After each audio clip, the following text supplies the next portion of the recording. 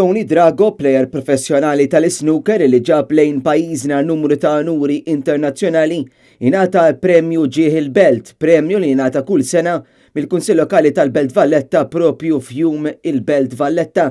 Ton, Ġieħ il-Belt Valletta 2017, xi fisser għalik? Unur kbir, unur sabiħ ħafna. Illum ġejtna emozjonat għax rajt ħafna ħbieb ftit minnhom illi ma narhom hekk u jiena llum il-ġurnata għalkemm għadni nilab u għadni nsifer nilab ċertu tournaments.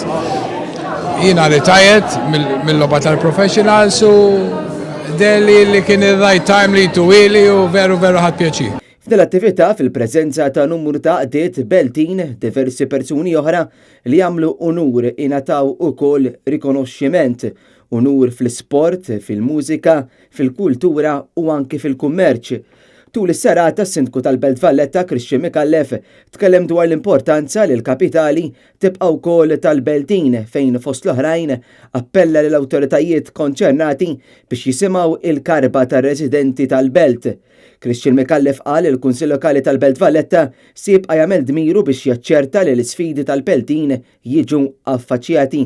Intant fis-serata ndaq ukoll għall-ewwel darba l-innu tal-Belt Valletta li jġib l-isem ta' Slim Belt Valletta, kliem ta' Hector Bruno u mużika ta' George Kurmi il-Puse.